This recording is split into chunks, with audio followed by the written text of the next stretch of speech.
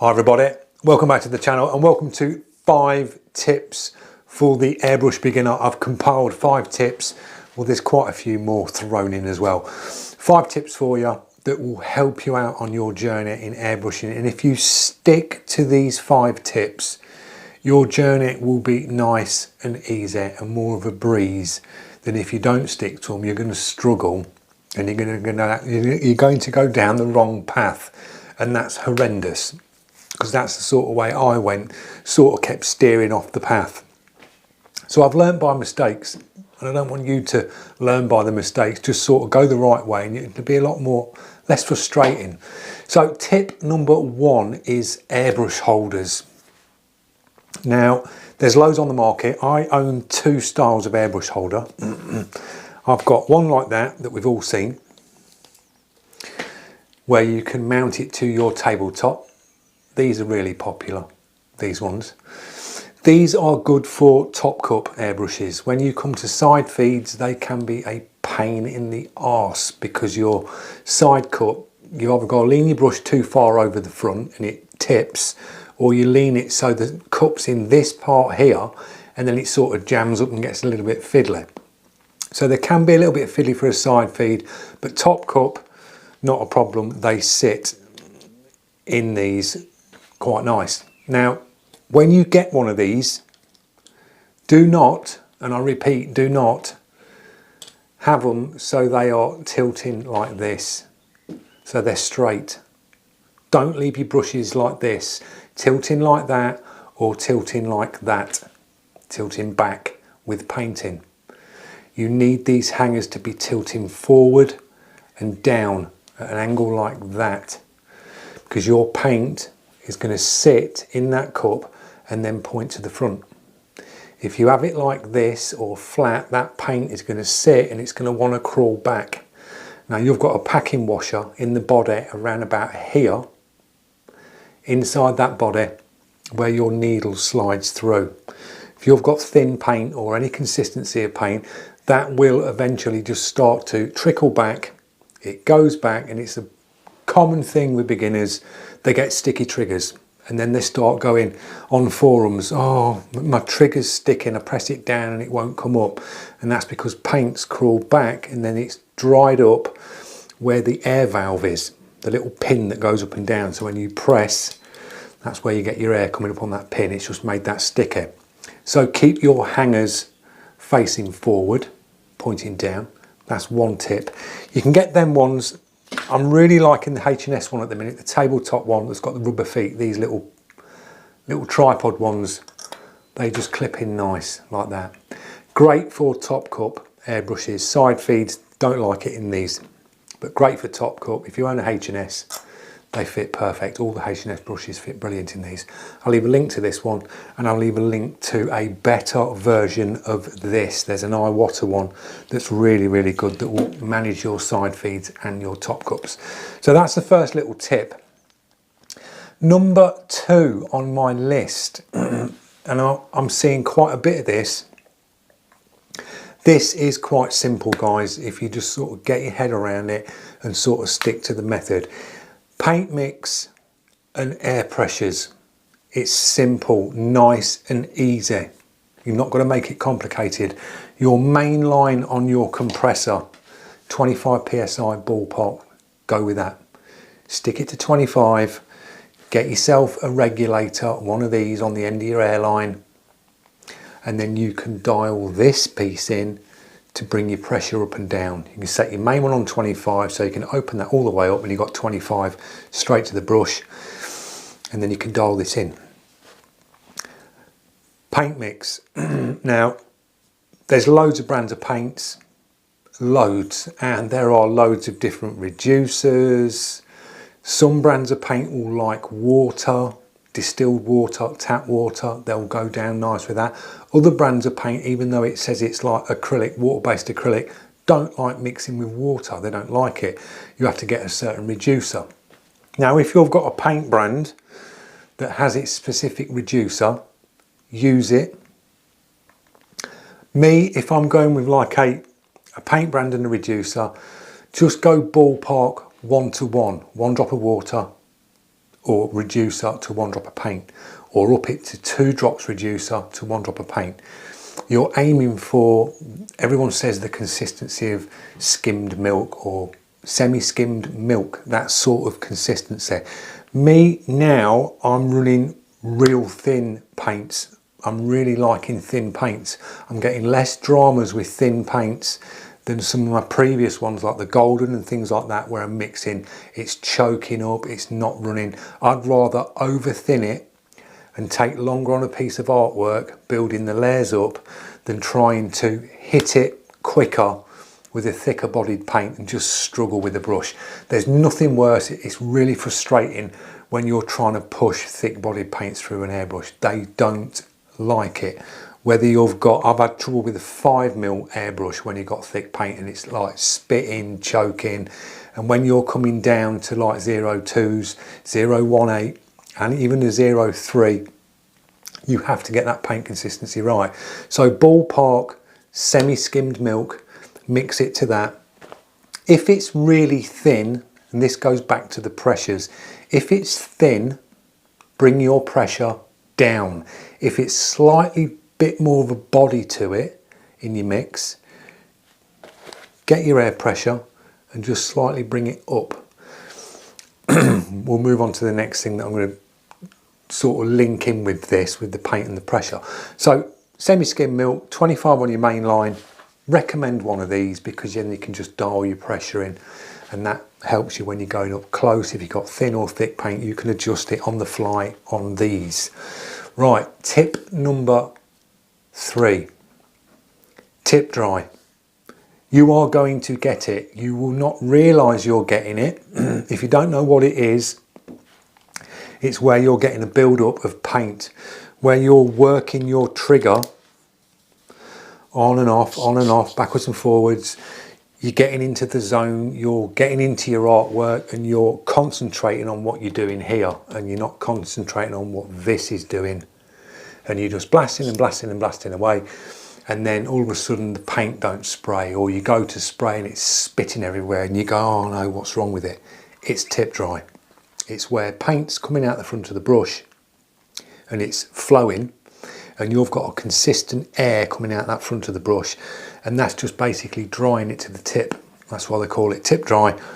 If you own the Ultra, this one here, cleaning method for the Ultra, if you get tip dry, artist brush, dip it in some airbrush cleaner and just poke it down the holes on the front of the crown cap, because this is one piece. So you just poke it in the holes and that'll clean your tip dry. Another thing to do is as well, just to keep double checking piece of paper to the side of your work, whether you're working on a gas tank or a car bonnet, stick a piece of paper to the side of you. Test your brush before you commit. Always test your brush before you commit. Test your spray pattern, see what the atomization's like, see how your air pressure is. Just go to the side, check your air pressure, check your paint flow. You can set your pressure up. You'll know with your paint if it's too thin and you're blasting 25 psi, you blast it, it will spider web and blow out. So you think, right, yep, now I can dial the air in. I can go that little bit closer, and now I've got nice consistent. Now I can commit to the artwork. Because if you don't check this before you go in, you'll go straight up to your artwork, blast, bang, you'll have a load of paint over it, and it's like, oh no, I've ruined it. So always check to the side, piece of scrap paper, whatever you've got your hands on, piece of cardboard, whatever. Stick a magnet to it if you're working on something metal, just have it to the side, and then just practice to the side. So that's on the third tip, tip dry and check your spray. Tip number 4, keep it clean, guys. You have to keep these things clean. They are intricate pieces and they work best when they are clean. A grubby brush that's caked in paint, you will notice it when you paint. Dirty brush, you're going to have dirty work. Simple, clean brush, clean work, clean paint flow, everything. So clean it, maintain it. else you're going to get sticky trigger because you've been having your airbrush in the hanger like this, and the paint's going to go back and you're going to get a sticky trigger. You've got to finish your airbrush session and just make it a must on your little checklist. When you've finished painting, whether you've been painting for an hour, half an hour, whatever it is, move your brush to the side, empty your brush, clean your cup and blast through with either one of your cleaners that you use, whether it's a solvent based cleaner or the SOS spray, which is really cool, that I did the review on, where you can spray down. Give it a good clean and then just double check. If you've got some black card, this is recommended as well. Get yourself a piece of black card and then you can put your cleaner in it and you can hold your brush up and then you'll be able to spray and you'll see the mist. If it's spraying nice and clear, hold a piece of kitchen roll. Got a piece here so I can just sort of demo. If you've been spraying any colours, you just blast through onto something white until your brush flows through clean. So if you're blasting through with water, you can be blasting a load of paint and then blast it through till it blasts through clean. Give the cup a good clean. Dry it out, any bits you can dry out. Make sure it's all blasted through. Stick it on the shelf and you are good to go.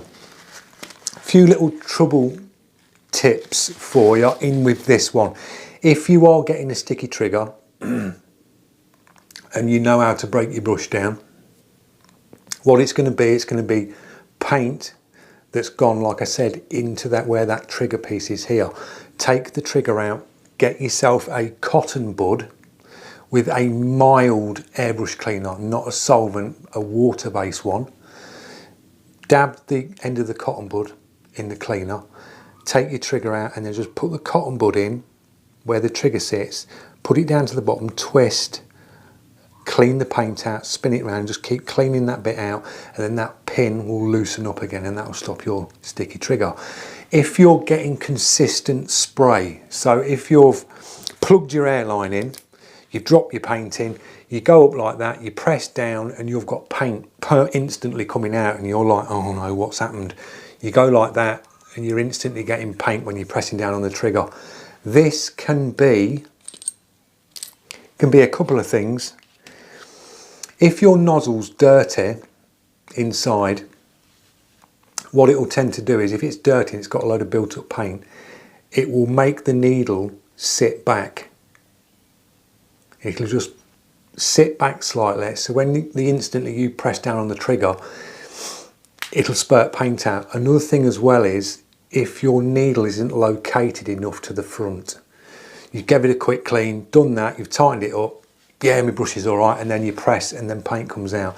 That can be your needle just slightly not located to the front of the brush. Now, if you want to locate your needle to the front of the brush, I've always said it in my videos, you don't push them really hard to the front till you feel it really, really tight. I always go one finger on the back, slide it to the front till you feel it touch. Just hold your finger there, you're not putting any force on it. Finger on the chuck and your thumb. Keep that finger on the back just to keep the needle in place and then nip your chuck up like that. And then your needle's located to the front. But first thing to check if you're getting that is check your nozzle, clean your nozzle out, put your nozzle back in, relocate your needle, try it. That should cure it. If you're getting bubbling up, if you press down on your trigger, you go into paint, you do that and you hear this bubbling and you like look into the cup and you just see all these bubbles coming up and you think, oh no, what's happened here? It's going to be the front end. It'll be this piece here. Take this off, give it a little clean around in there and then relocate this on the front and just nip that up. Because what that's causing is if that's loose, it's causing like a vacuum of air to push back and then bubble back up into your cup, so you get little bubbles. So just nip the front of your brush up, you're good to go. Another little maintenance check while we're on this one, just to finish it, on tip 4. To keep your trigger nice and smooth, if you've got an Ultra like this, on the new triggers on these, on the bar that comes down where the trigger is, you can put a bit of lubrication either side on that to keep it nice and smooth. And then when you take the chuck off at the back and the neck sleeve off, that bar will slide out, and it's a little twisty bar. If you've got one of the Ultras, you'll know. Drop a bit of lubrication on that, and that will keep your Ultra nice and sweet. Other than that, a solid brush. So that's tip 4. Tip number 5 already, number 5. This is a must, guys. Don't run before you can walk. All beginners, they get the brush, they get the compressor, they've got the paint, and then they're like, I want to paint that, or I want to paint that, I want to paint a portrait, and they just jump straight in at something ridiculously difficult, and it's frustrating, and then the brush gets thrown down. So don't run before you can walk. Take your time. There's going to be a video up tomorrow specifically for beginners. It's going to give you trigger control, shading, a little bit of paint mixing, air pressures. It's all going to be rolled in. All these little tips will be rolled into tomorrow's video, and I'm going to give you a real slowed down breakdown of everything we're doing, from projecting the artwork up, making some shields cheaply, and just getting some paint down. It's a nice one for you to practice at home. So that's what's coming up tomorrow. So tip 5, don't run before you can walk. It takes time with airbrushing. Just be patient and just plod along, and then just build up and build up and build up, and you'll enjoy it a lot more. So I hope you've enjoyed these 5 tips. There's probably been a few more. If you are liking the content, guys, don't forget, click that subscribe. I always say it at the end of the videos. Press that notification. Drop your comments. I'll get back to you in the comments. And I'll see you in tomorrow's beginners airbrush class. Cheers.